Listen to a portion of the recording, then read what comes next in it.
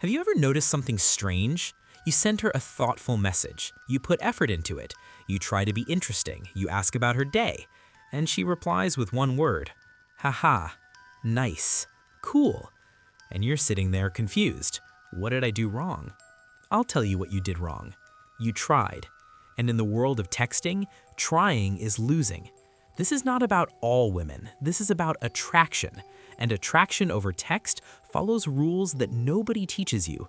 Rules that seem backwards, rules that feel unfair, but rules that work. And the first rule is this: the person who cares less controls the conversation. Let me paint you a scene. Two guys texting the same girl. First guy replies instantly, every time, long paragraphs, double texts when she doesn't respond. Hey, did you see my last message? She reads it. She'll reply, eventually, maybe in 3 hours, maybe tomorrow. Second guy sees her message, waits, replies when he actually has time, short, direct, never double texts. Guess which one she's checking her phone for? The second, because the first guy is available, and available means predictable, and predictable means boring. The second guy is unpredictable, and unpredictable triggers curiosity, and curiosity is the beginning of obsession. This is the brutal truth most men refuse to accept. Your texting behavior is killing her attraction faster than anything you say in person. Not because you're saying the wrong things, but because you're showing the wrong energy. Now here's where it gets controversial. Men think good texting means being responsive, being engaging, being available. And in a logical world, that would work. But attraction isn't logical. Attraction is emotional. And emotionally, constant availability signals low value. Think about it. If you reply instantly, what does that tell her? It tells her you were waiting, that you have nothing else going on, that talking to her is the most important thing in your day. And the moment she becomes the most important thing in your day, she loses interest. Because women are attracted to men who have lives, men who have priorities, men who have options. And a man with options doesn't live inside his phone. Here's another brutal truth. The longer your texts, the more desperate you look. Men write paragraphs thinking it shows they care, thinking it shows they're thoughtful. But here's what she actually sees.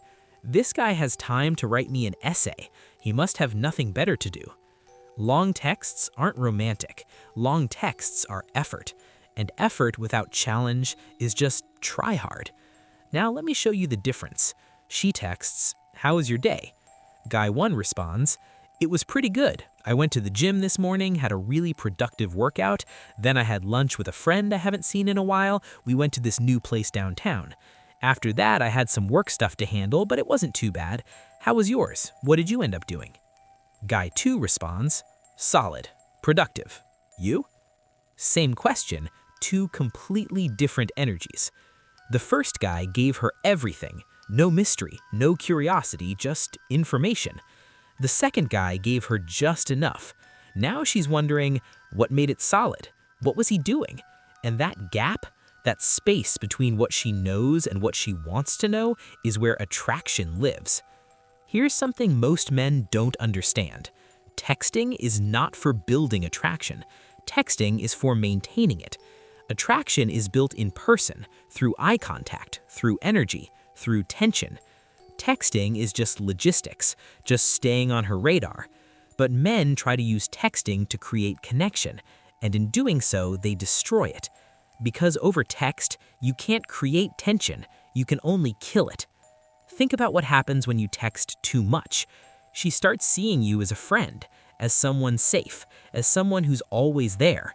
And the moment she becomes always there, you're no longer exciting. Because excitement comes from uncertainty, and there's no uncertainty when you reply in 30 seconds every single time. Now here's the dark psychology. Women lose interest in conversations they control. If she can text you whenever she wants and get an instant response, she's in control. And being in control of a man is boring to a woman. She doesn't want to control you. She wants to feel like she's trying to keep up with you, like you're slightly out of reach. Not games, not manipulation, just genuine scarcity. Because when your time is actually valuable, your responses naturally become slower. You're not ignoring her on purpose, you're just living your life. And living your life is the most attractive thing you can do. Here's a mistake men make constantly: sending good morning and good night texts. They think it's sweet, they think it shows they care, but here's what it actually does. It makes you routine, and routine kills mystery. When she wakes up and knows there's going to be a good morning text, it loses all meaning. It becomes expected, and expected is boring. But when she wakes up and doesn't know if she'll hear from you, now she's thinking about you. Now she's checking her phone. Now she's wondering, why hasn't he texted? And that wondering is infinitely more powerful than any good morning text you could send. Let me show you another scenario. She doesn't reply for 4 hours. Guy 1's response: "Hey, you okay? Did I say something wrong? Just checking in." Guy 2's response: "Nothing." He just waits. When she finally replies, he responds normally. No mention of the delay, no passive aggression, just continuation of the conversation. Which guy looks more secure? The second, because secure men don't panic over silence. Insecure men do. And women can smell insecurity through a screen. Here's another brutal truth. Double texting is relationship suicide. I don't care how good your second message is. I don't care how funny you think it is. When you send 2 messages without a response, you're saying, I need your attention so badly that I can't wait for you to respond. And that neediness is repulsive. Not morally repulsive, biologically repulsive. Because neediness signals that you don't have options, and a man without options is not attractive. Now here's where men get confused. They think being a bad texter means being rude, being short, being uninterested. That's not it. Being a good texter who maintains attraction means replying when you actually have time, keeping messages short and direct, not over-explaining, not oversharing, not living in the conversation. It means treating texting like what it is, a tool, not a relationship builder. Let me give you the framework. The texting rules that actually work. First, match or slightly decrease her investment. If she sends 2 sentences, you send 1 or 2. Never send paragraphs when she sends sentences. Second, take longer to respond than she does. Not as a game, but as a natural consequence of having a life. If she takes an hour, you take an hour and a half. And third, end conversations first. Don't try to keep the conversation going forever. Say what you need to say, then get back to your life. Fourth, use texting for logistics, not connection. Want to grab drinks Thursday? Is good texting. So what do you think about life and relationships? Is bad texting. Fifth, never double text, ever. If she doesn't respond, she'll respond eventually, or she won't. Either way, you're fine. Sixth, don't text when you're emotional. Angry, sad, anxious, drunk, doesn't matter. If you're emotional, don't text. Process first, text later. Seventh, no good morning or good night texts unless she starts it. And even then, don't make it routine. Now let me show you what kills attraction fastest over text. The death spiral. She replies short, you panic. You try harder, you send longer messages, you ask more questions, you become more available.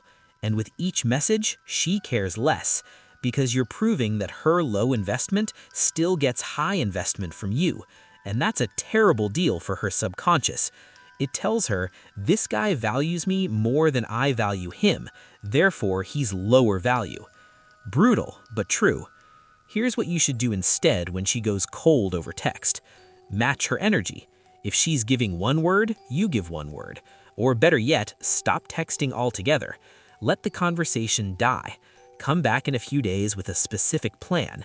Free Thursday? Let's grab that drink we talked about. Direct, clear, no neediness. If she's interested, she'll say yes. If she's not, she won't. Either way, you maintained your value. Now let's talk about the biggest texting mistake of all. Confessing feelings over text. I really like you. I can't stop thinking about you. You're different from other girls. These messages feel romantic to you, but here's how she reads them. I'm already emotionally invested before we've even built anything real. And that investment without her investment feels like pressure, like you're trying to lock her down before she's ready. And pressure kills attraction instantly. Feelings should be shown, not told, through action, through presence, through the way you look at her in person, not through a text at 11 p.m. because you were thinking about her. Here's another trap: texting out of boredom. You're sitting at home, nothing to do, you think, let me text her, and you send some random conversation starter. What are you up to? How's your night going? Here's the problem. You're texting because you're bored, not because you have something to say. And she can feel that. She can feel that this text has no purpose, and empty texts make you look like you have nothing going on. Only text when you have a reason, making plans, sharing something interesting, responding to her, but never text just to text, because empty texts create empty attraction. Now let's talk about emojis. Men who overuse emojis look try-hard. 1 emoji? Fine. 2? Pushing it. 5? You look like you're trying too hard to be fun. And trying too hard is never attractive. Keep texts clean. Keep them simple. Let your words do the work. Here's the paradox that confuses men. The less you text, the more she thinks about you. Men think staying in constant contact keeps them on her mind, but it does the opposite. It makes them forgettable. Because when you're always there, there's nothing to miss. But when you're not always there, when she doesn't hear from you for a day or two, now she's wondering, what's he doing? Is he talking to someone else? Why hasn't he texted? And that wondering keeps you in her mind far more than any "good morning beautiful" ever could. Here's the reality. Your texting habits reveal your dating market value. Instant replies equals low options equals low value. Delayed purposeful replies equals busy life equals high value. Over-investing in text equals desperate equals low value. Matching her investment equals abundance equals high value. She's not consciously thinking this, but her subconscious is tracking it, and her attraction responds accordingly. Now let's address something important. What about when you're in a relationship? Do these rules change? Slightly. You can be more available. You can text more freely. But even in a relationship, being glued to your phone kills attraction. Even in a relationship, neediness is repulsive. The principles don't disappear, they just soften. You can send good morning texts, but not every single day like clockwork. You can have long conversations, but not at the expense of your own life. You can show you care, but never more than she's showing. Because the moment the balance tips too far, attraction starts dying, even in committed relationships. Here's the final truth. Texting didn't kill your chances. Your texting behavior did. The neediness, the over-availability, the paragraphs, the double texts, the lack of a life outside of your phone, all of it added up. And now she's busy. Now she's not really looking for anything. Now she's just wanting to be friends. Not because you're not good enough, but because you showed her you were always going to be there. And what's always there isn't exciting. So here's what you do starting now. Live your life first, text second. Build attraction in person, maintain it over text. Reply when you have time, not when you have anxiety. Keep messages short, keep them purposeful. Never chase over text. And remember, the phone is a tool to set up the next time you see her, not a replacement for actually seeing her. Men who understand this keep women interested. Men who don't lose them in their messages. Don't be the guy whose texts get ignored. Be the guy whose texts get anticipated. And the only way to be that guy is to be the guy who doesn't need to text. The guy who has a life. The guy who has options. The guy who has value. Real or perceived doesn't matter, because in texting, perception is reality, and your texting behavior is showing her exactly how much value you have. Make sure it's showing the